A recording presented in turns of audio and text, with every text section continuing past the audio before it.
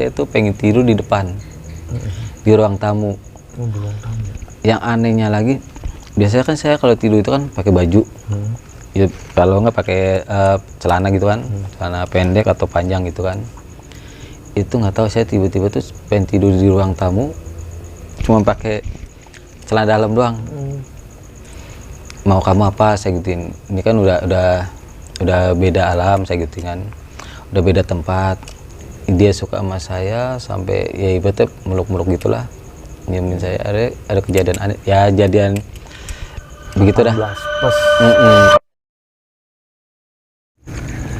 Assalamualaikum warahmatullahi wabarakatuh. Balik lagi sama gua Febri Rio di channel Tentang Mereka. Kali ini coy, spesial nih. Gua kedatangan bintang tamu, narasumber. Beliau bisa MC, beliau bisa ngelawak, bisa nyanyi, bisa Anda pokoknya. Dan beliau juga seorang wirausahawan. Dah, biar kalian nggak penasaran, yuk kita kenalan yuk sama narsum gua. Selamat malam Bang Jeko. Malam juga. Bang Jeko. Siap. MC Gelo. Widih. Beliau ini orang sibuk nih, terus terang nih. Kita ngundang dia juga waktunya lama Bang ya? Iya, udah lama berapa bulan. Baru bulan ada waktunya sekarang. Iya, baru kali ini nih beliau bisa mampir di channel kita nih dan mau berbagi pengalamannya gitu. Dan beliau juga yang tadi gue bilang, beliau seorang MC dan juga wirausaha. Wirausahanya itu di bidang Konveksi. Bang. Iya. Mungkin nih buat teman-teman yang mau konveksi baju, jaket nih, langsung nih Bang Jeko bisa dipromosi nih biar teman-teman pada tahu. Oke, perkenalkan nama saya Jeko, terkenalnya MC Gelo. Saya punya usaha konveksi. Di tempat kita bisa bikin jaket, kemeja, kaos, seragam kantor, pabrik, dan lain-lain. Semua tuh Bang, bisa semuanya. Iya. Nah, buat teman-teman nanti yang mau mesen atau konsultasi itu masalah konveksi, nanti nih kita taruh kontak ke Bang Jeko nih ya. Siap. Ada Instagram, ada nomornya juga, atau buat kalian mau bikin acara butuh MC juga bisa ya Bang ya? Oh siap, mainkan. Oh, mainkan langsung tuh. Dan buat para riders ya Bang Iya. ya? Rider pasti udah nggak asing nih sosoknya Bang Jeko gini nih. MC Gelo. MC Gelo. Iya, di biker. Di bikers ya? Iya. Nih Bang Jeko kali ini mau bercerita waktu pengalamannya MC di luar kota. MC di luar kota ya? Daerah Iya. Sidoarjo itu Bang ya? Iya, betul. Gimana tuh Bang ceritanya tuh Bang? 2 hari saya ada acara di daerah Sidoarjo, Jawa Timur. Itu event 2 hari itu sangat yang agak serem, horor. Itu ada yang kesurupan, ada yang pingsan, pokoknya banyak kejadian aneh. Ada di motel juga. Oke, ditahan dulu nih Bang Jeko ya buat Siap. ceritanya nih. Nah, buat teman-teman jangan lupa nih dukung terus channel ini dengan cara like, share, komen, dan subscribe. Dan buat kalian yang mau berbagi cerita pengalaman horor, pendakian, atau apapun itu, nggak usah dipendam sendiri. Sini berbagi cerita di channel ini. Dan satu lagi nih, ada yang baru nih. Buat kalian nih, pecinta kretek Indonesia. Ada produk baru dari Sederhana. Ini rokok kretek keluaran baru dengan rasa dan aroma yang soft, lembut. Dan untuk harga yang pasti nggak bikin kantong bolong nih. Murah, nggak murahan, tapi kualitas boleh dicoba. Ingat, buat kalian pecinta rokok, kretek Indonesia, sederhana bukan masalah. Oke, nggak perlu lama-lama lagi yuk. Biar kalian nggak penasaran, langsung aja yuk kita ngeborong. Ngobrol bareng Kondro.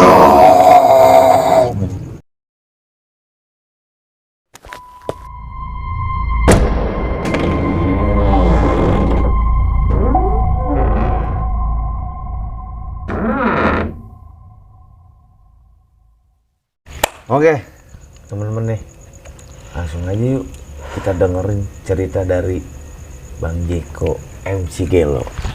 Bang Jeko, Siap. gimana nih Bang awal mula perjalanan nge-MC lu yang horor banget nih? Oke, perjalanan waktu ke Sidoarjo Itu saya berangkat hari Jumat ya, Jumat agak sore. Nah sore kita naik travel. Oh, naik Gitu ya, disewain travel, tapi yang lain pada naik pesawat karena kita ada 2 tim. Gitu. Itu kenapa tuh Bang? Kok bisa dibilang gitu? Iya, karena kan yang pertama itu kan bagian lapangan. Jadi bagian yang panggung, tenda-tenda gitu kan. Oh, lebih karena utama. kebetulan kan kita di MC-nya beda kru juga kan gitu. Nah, intinya saya sampai Sony itu Sabtu pagi. Sabtu pagi sekitar jam 6-an lah gitu kan, jam 6 sampai situ. Kita ke tempat penginapan di motel, saya naruh barang sambil santai-santai dulu, ngerokok, ngemil-ngemil makanan kan ya, udah disiapin. Akhirnya jam 9 kita ke lokasi langsung itu kebetulan kita di perjalanan juga udah tidur di mobil gitu kan. Akhirnya kita berangkat ke lokasi, kita cek tempat. Itu udah ya dari panggung udah siap, udah share semua. Itu acara kan sekitar jam 1 ya dimulai. Kebetulan event itu ada road race juga, ada balapan juga di situ, terus ada kontes juga, ada freestyle ya, full musik lah gitu kan. Komplit ya. Komplit. Berarti event gede itu Bang? Event gede itu 2 hari kebetulan, Sabtu Minggu gitu. Nah udah pas itu siangnya kita langsung ke acara. Nah situ dimulai dah. Di situ nggak tahu ya, tiba-tiba tuh saya ada firasat yang banyak nggak enaknya gitu. Jadi soal itu tempat bener-bener, itu tempat udah nggak pernah dipakai. Itu gitu. Bentuk tanah luas kosong gitu, lapangan Lapangan, tapi itu banyak gudang-gudang gitu, banyak gudang-gudang. Tapi itu emang udah kata itu tempat udah nggak bener-bener udah nggak layak. Tapi kita bikin acara di situ. Oh, terbengkalai begitu Bang? Gitu. Nah akhirnya kita di situ, saya udah ada firasat yang nggak enak ya, sampai saya nggak sengaja tuh sama temen. Kebetulan temen saya itu anak Bandung, itu tim saya juga gabung sama anak Jakarta juga. Akhirnya di situ saya lihat, kok ini tempat kayak rasanya nggak enak ya gitu. Saya tanya kan, ini tempat bener di sini? Iya Bang, gitu. Ini nggak salah gitu. Nah saya tanya tuh sama, betul kan saya diajak Mbak Devi ya, Mbak Devi, ini udah selamatan belum? Oh enggak Jack, kita selamatan ntar malam aja gitu. Loh, orang kalau bikin acara di mana selamatan dulu Mbak gitu. Udah lu diem aja, udah ada yang ngatur. Oh ya udah, saya diem aja tuh. Setiap saya ngomong tuh kayak di-cut terus kan. Karena dipatahin. Kebetulan saya ini tempat kayaknya saya lihat udah awalnya Bang Jeko udah firasat tuh, udah gak enak itu. Akhirnya saya cerita sama teman saya yang anak Bandung, ini kayak nanti tempat banyak yang aneh dah. Masih Bang gitu. Kok lu nggak tahu ya, tiba-tiba saya ada omong-omongan kayak gini. Jadi saya ngomong itu kayak mulut ngoceh sendiri gitu. Spontan gitu. Akhirnya bener, saya lihat ada cewek lagi nonton, sampai saya, kebetulan teman saya kan namanya si Udin, Din nih lihat nih cewek, kita lihat dah, lu perhatiin aja nih, ntar pingsan nih. Bener, tiba-tiba pingsan, itu nangis gitu. Nah temanku yang ini Udin kaget, kok lu tahu sih Bang, nih yang freestyle nih ntar jatuh. Bener, itu nggak sengaja loh saya ngomong, bener jatuh itu pada Bang freestyle itu bawa motornya nggak terlalu kenceng, pelan. Mungkin yang freestyle juga maksudnya udah profesional pasti ya. Nah gitu ya? itu freestyle Indonesia loh. Gitu. Nah di situ udah tuh. Nah akhirnya saya mau Udin cerita, Bang, si Udin nanya kan, naik panggung kapan? Taruh nunggu info dari Mbak Devi dulu gini, biarin, karena kebetulan situ kan ada freestyle, ada road race, ada kontes kan. Itu yang nonton baik itu udah dari sore itu juga udah banyak kejadian. Gitu. Jadi sampai saya bilang, emang sini ada orang pintar nggak sih, saya gituin kan. Ada Bang, yang mana sih gitu. Nah nggak sengaja temanku yang Udin ini cerita, Bang tuh orang pintarnya, kok orang pintar begitu ya, pakai anting, wah cincin-cincinnya ya kalau batu-batu mending ya cincin tengkorak kayak saya gini. Kok paranormal begitu, saya gituin, metal amat gitu. Oh ya udah, saya diem aja tuh. Nah situ yang saya anehnya lagi, itu udah, jadi sore itu tuh udah banyak yang aneh kejadian janggal gitu Bang. Janggal itu udah banyak aneh dah. Nah, acara udah kita mulai, ada musik, ada semuanya. Itu pas jarak-jarak mau maghrib ya, itu juga udah jadi ada kejadian lagi kesurupan. Oh, udah Kesurupan lagi tuh. Jadi itu dari penonton yang kesurupan. Dari penonton gitu. Dari penonton tuh udah banyak yang kesurupan. Itu kalau nggak salah sebelum maghrib itu ada 2 orang. Itu 2 orang. Saya bilang sama Udin, ini sebenarnya salah acara gitu. Orang di mana selamatan dulu baru acara. Akhirnya udah tuh kesurupan, itu ada ditarik. Jadi nggak tahu ya itu dibawa kemana, saya nggak tahu kan. Akhirnya saya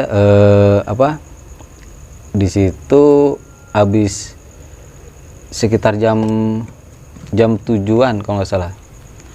Jam 7-an, nah di situ baru selamatan. Pas hari acara itu. Itu di situ. Cuma saya senyum-senyum aja, kok cara begini ya? Orang di mana selamatan dulu baru acara. Nah, saya cerita sama teman saya yang deket ini nih, Sudin. Tahu dah Bang, aneh gitu. Saya cerita ngomong ke Mbak Devi, Mbak, orang mah kalau bikin acara itu salah kalau begini, udah diem aja, lu yang penting gue gaji. Oh ya udah, saya diem aja kan, karena saya situ kerja. Terus saya naik panggung nggak nih Mbak, gini.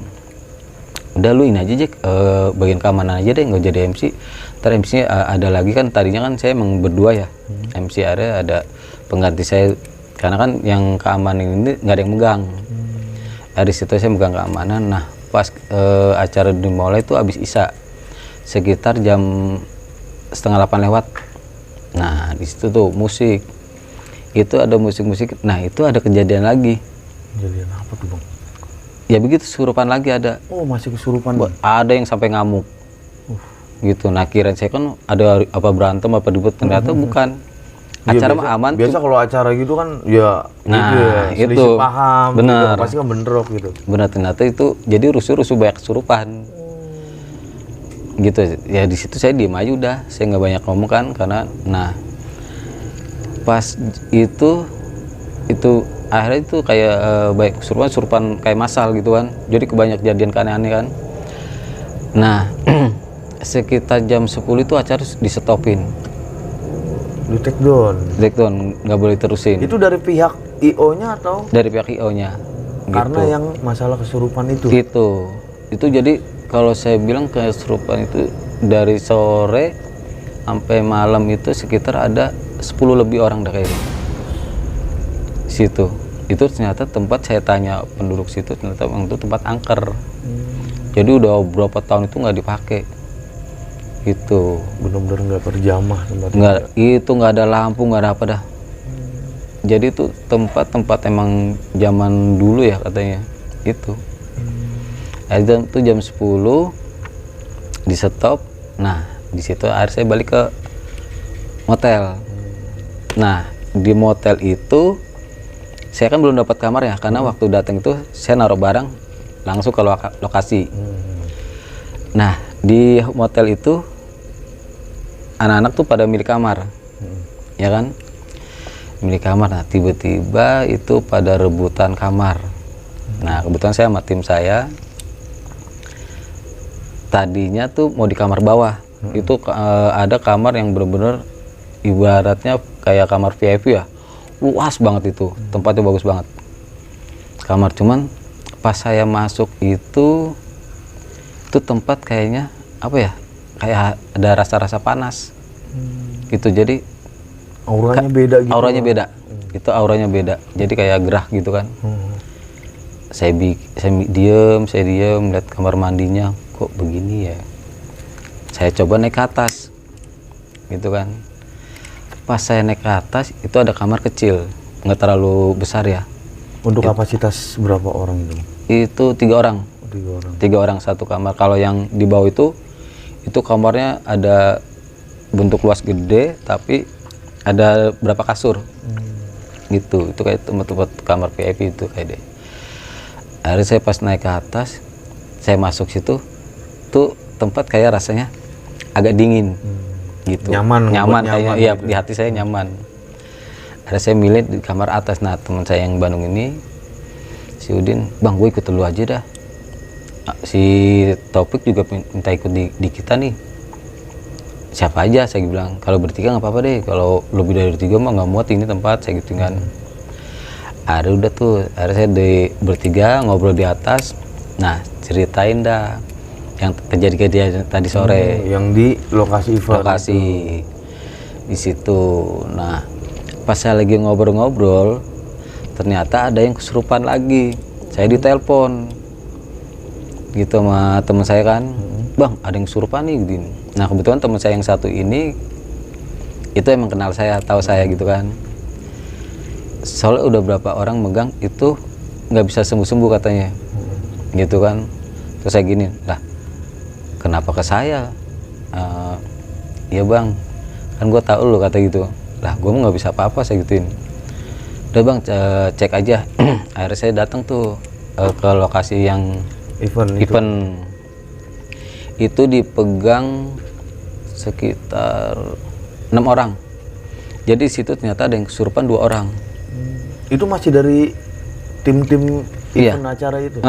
Tapi beda, kebetulan situ kan ada berapa kayak IO ya. Iya. Nah yang IO sebelah ini itu ada yang kena 2 orang. Itu ternyata di situ dipegang 6 orang. Jadi ada 2 orang, 3 orang, 3 orang. Tiba-tiba saya nggak tahu ada mulut begini, coba kasih teh aja bikin. Nah kebetulan di situ ada Mbak Devi. Di situ saya dikatain kan, udah diem aja Jack, jangan sok pinter gituin. Emang saya diem aja, ya udah. Itu di situ pas yang lagi kesurupan saya nonton aja dulu. Saya lihatnya ini anak lama-lama kasihan kan. Akhirnya saya bikin teh hangat, dia bilang nama orang yang warung, saya gitu kan. Nah kebetulan jadinya itu jadi di situ ada warung kan, dia bikin teh, nggak tahu tiba-tiba saya pengen megang dia, saya megang kakinya ya, kaki sama tangan, terus saya pegang palanya, dikasih minum. Nah di situ dia sadar. Situ, nah akhirnya Mbak Devi diem tuh ngeliatin saya terus. Lu bisa ya Jack? Enggak, biasa aja, saya gituin. Nah di situ area 2 orang itu sembuh. Nah saya lah balik ke motel. Berarti gitu. Bang Jeko datang ke situ buat ngamanin yang tadinya suruh MC jadi jadi kawan. Jadi berubah profesi. Berubah profesi, tapi tetap bayaran tetap dong. Istilahnya dari MC jadi ke paranormal. Saya nggak tahu itu karena anak-anak aja. Nah dari situ kita istirahat, kita ngobrol-ngobrol. Nggak sengaja saya turun ke bawah kan, saya pengen nongkrong di depan. Nah di depan itu saya lagi ngerokok, tiba-tiba tuh pandangan saya tuh ke depan. Nah kebetulan motel itu kan bentuknya kayak rumah gitu ya. Terus depan ada ini kan jalanan. Saya lagi ngerokok, nah betul ada teman saya juga di situ lagi nyantai. Tiba-tiba mata saya tuh tatapan ke depan sono. Saya liatin itu kayak ada yang semacam apa ya, putih-putih gitu kan. Saya tegesin, saya liatin, saya diem, tapi saya ada rasa takut kan, merinding. Saya liatin lagi, wih kayak ada yang, jadi kayak ada yang ngintip. Nah ternyata itu tempat itu dari beberapa tempat itu, yang tempat yang satu itu nggak dipakai. Itu jadi tempat itu udah rusak gitu, terbengkalai bang. Terbengkalai gitu. Akhirnya saya lihat, saya tahu tatapan saya tuh ke depan terus. Nah, kepatok di situ terus. Itu yang saya bingung. Itu hawa penasaran atau gimana? Iya, hawa penasaran. Jadi saya liatin, akhirnya tuh saya masuk, saya ke atas. Nah di situ saya ngobrol tuh, otak saya jadi pikiran saya tuh ke sono terus. Masih kepikiran gitu. Tapi akhirnya saya udahlah, akhirnya ngomong yang lain buat besok kan, karena minggunya itu kan ada acara lagi ya. Karena kan di situ acara 2 hari di Sidoarjo itu.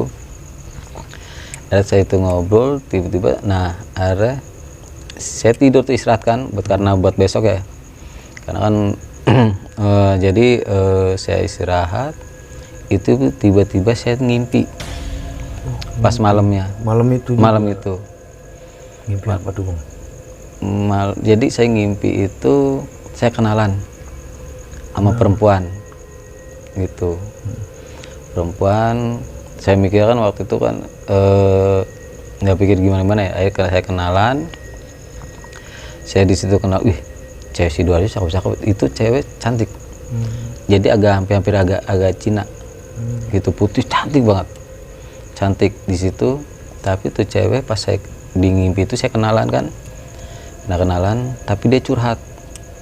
Langsung curhat di situ. Tapi situ saya tanya, tinggal di mana Mbak, segituin. Saya tinggal nggak jauh kok Mas dari sini. Saya sampai bermerinding nih. Nggak jauh Mas dari sini. Oh gituin. Di mana saya gitu kan. Pokoknya nggak jauh Mas dari sini. Udah tuh. Besoknya saya ngimpi. Jadi di ngimpi itu juga obrolan biasa. Gitu. Sekedar perkenalan doang. Perkenalan tiba-tiba saya udah dari ngimpi itu ternyata udah pagi kan.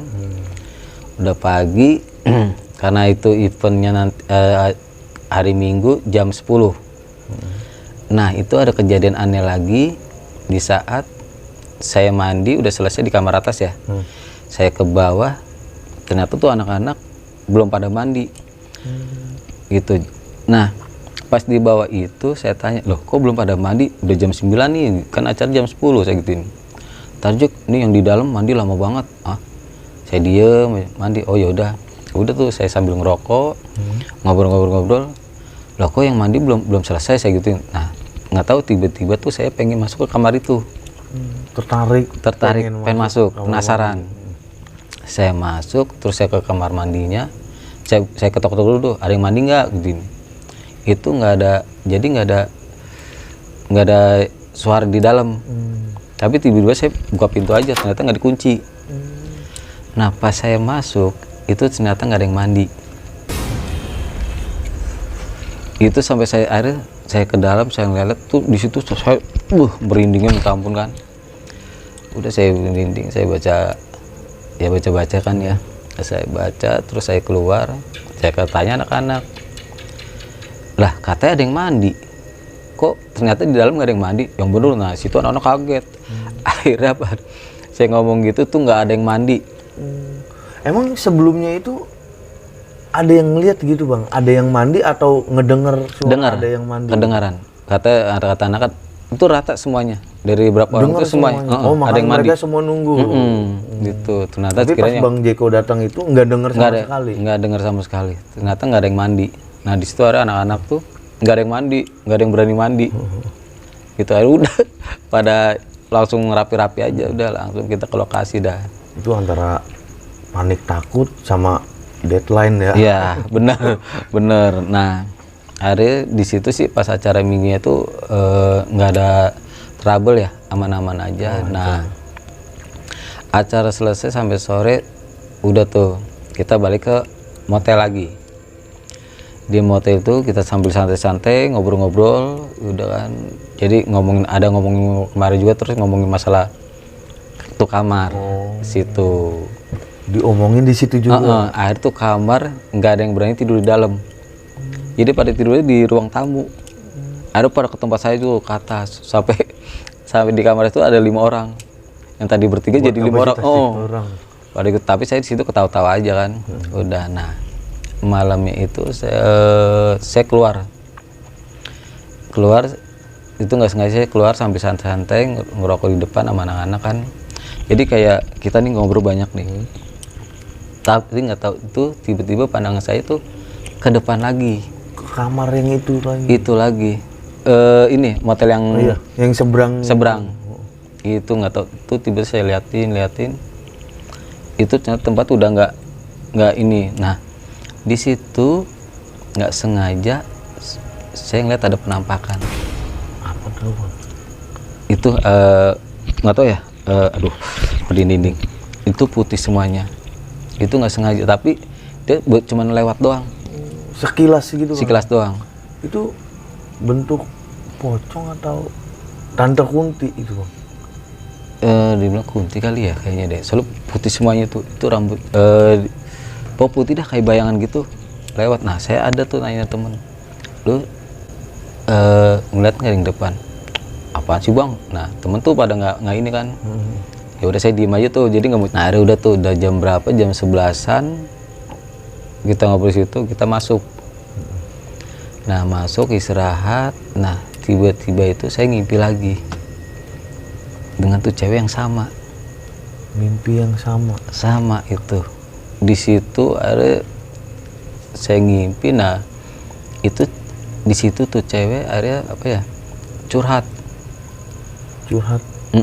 sampai minta tolong sama saya. Jadi selama itu dia banyak dipendem, nggak cerita ke siapa-siapa gitu kan.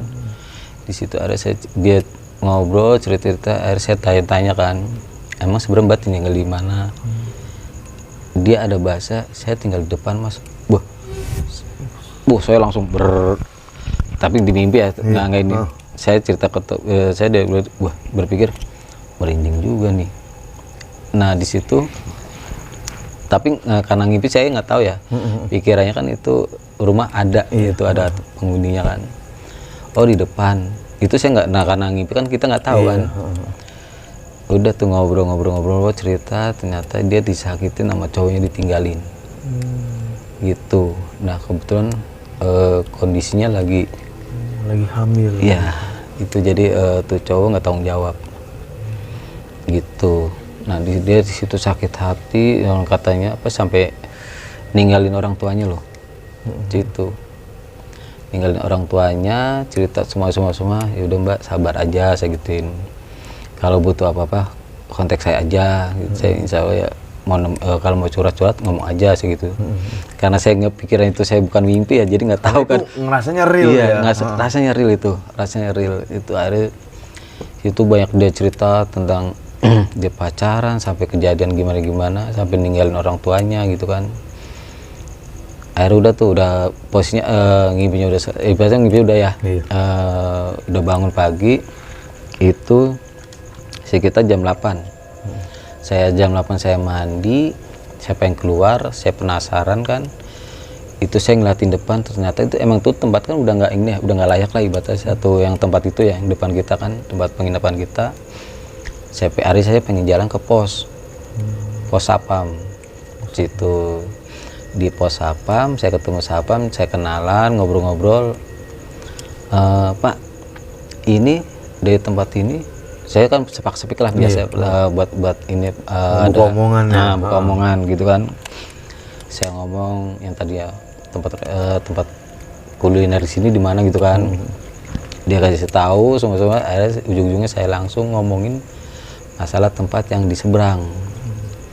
Itu tempat udah berapa tahun Pak nggak dipakai? Udah lama Mas gitu. Oh gitu Pak, boleh sharing-sharing nggak saya gitu kan. Akhirnya saya memberanikan diri kan, saya ngomong Pak ini tempat udah lama ya, udah nggak tempat. Iya, dari tempat ini dari satu doang yang di tempat. Iya, dulu ada yang bunuh diri ya Pak. Nah terus apa yang tadinya ini kaget saya ngomong gitu kan. Enggak Mas, nggak ada. Soalnya gini Pak, saya udah selama di sini saya udah berapa ngimpin terus penasaran tempat yang depan ini Pak, saya gituin. Kebetulan saya juga kemarin malam itu saya ngeliat ya ada yang gitu kan lewat gitu. Ada yang lewat, ada yang ngintip ya. Nah itu akhirnya saya cerita, terus saya ngobrol-ngobrol, ternyata siapa emang bener ngomong. Iya Mas, ini udah berapa tahun yang lalu emang ada yang bunuh diri gitu kan. Bunuh diri.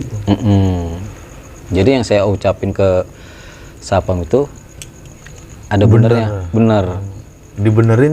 Dibenarkan ya. Iya, sama Sapam itu. Tapi saya ngomong tenang Pak, saya nggak cerita siapa kok, saya gituin. Akhirnya udah cerita semuanya, saya ngobrol-ngobrol semuanya, akhirnya udah terbuka tuh Sapam. Gitu. Diceritain itu semua. Gitu. Jadi yang saya ucapin kata Sapam bener. Oh ini Bang Jeko, siap nih. Sebelumnya perempuan itu di dalam mimpi Bang Jeko itu nyebutin nama atau inisial apa? Nama waktu itu saya udah lupa ya siapa namanya, tapi waktu kenalan itu saya nggak terlalu pengen tahu nama siapa sih gitu. Karena udah terbawa suasana buat curhat gitu ya. Karena saya pikir kecantikannya itu. Terlena. Nah itu. Biasa gitu. Laki-laki sob. Dilanjut Bang Jeko. Oke, akhirnya disitulah Pas sorenya kita jalan-jalan muter Sidoarjo dulu ya, muter Sidoarjo, kita kuliner sampai malam karena besoknya Senin kita pulang balik ke Jakarta. ke Jakarta. Nah, ada kejadian aneh lagi sama Mbak Devi. Itu yang Mbak tadi Devi itu salah satu tim juga. tim. Kebetulan itu orang kepala IO-nya. Gitu. IO-nya di situ. Yang tadinya Mbak Devi bercanda, ceria atau gimana. Nah, itu ada kejadian aneh lagi pas di saat kita pulang ke Jakarta. Itu perjalanan pulang di Jakarta. Itu Mbak Devi di mobil itu dia banyak diem.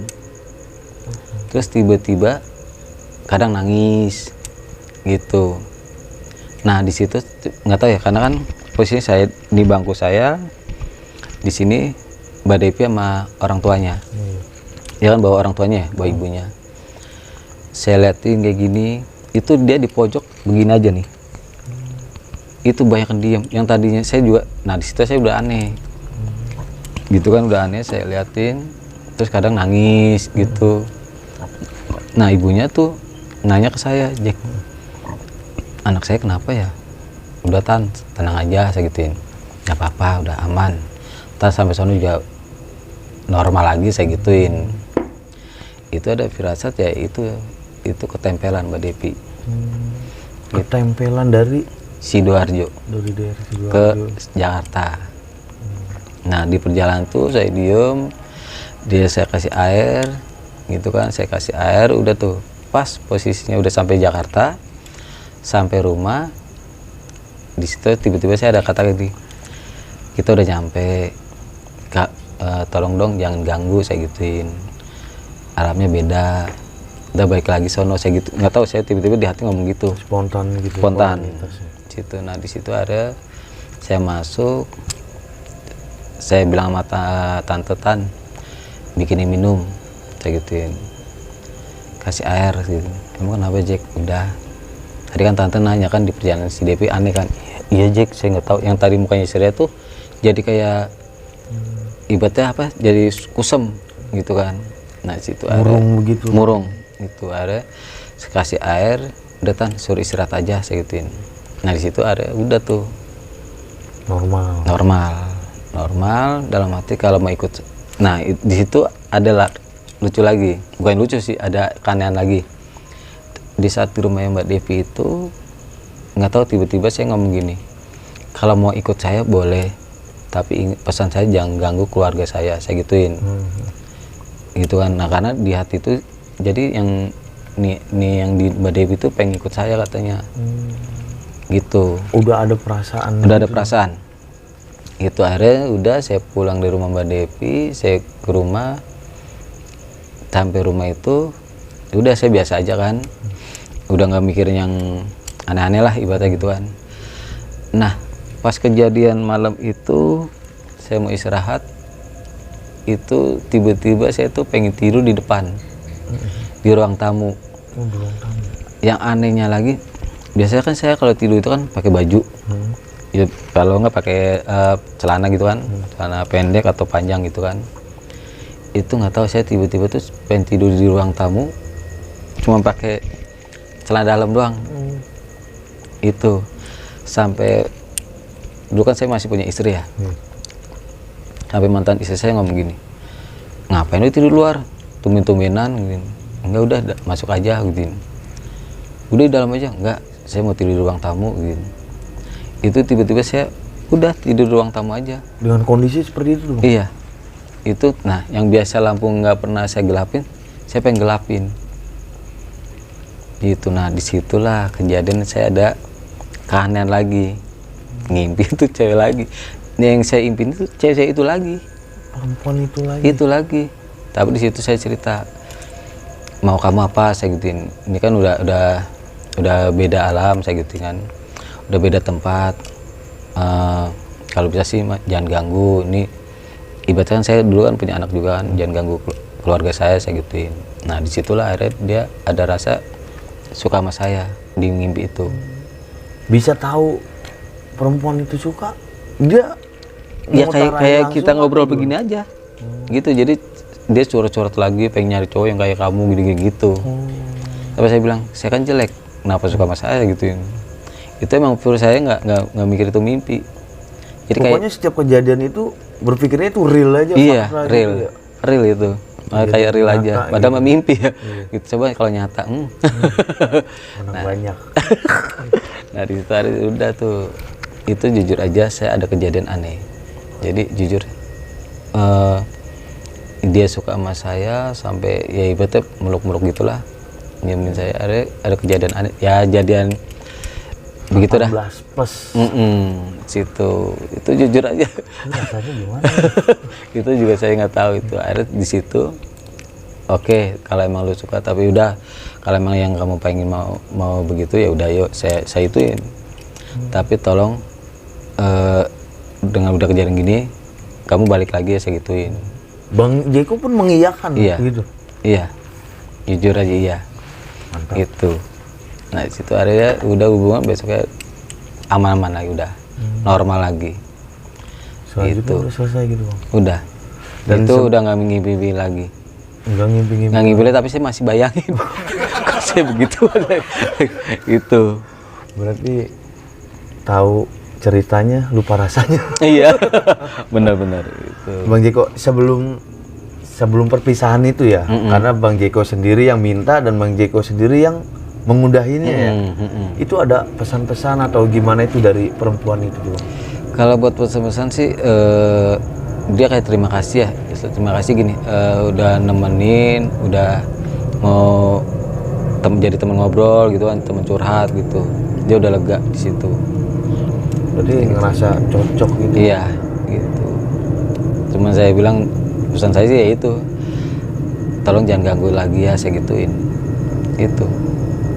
Karena takut ketahuan sih. Iya. nggak bakal malam. Iya. Bener-bener. Soalnya ya itu dibilang mantan istri baru ngeliat saya itu tidur di ruang tamu dengan kondisi celana dalam doang.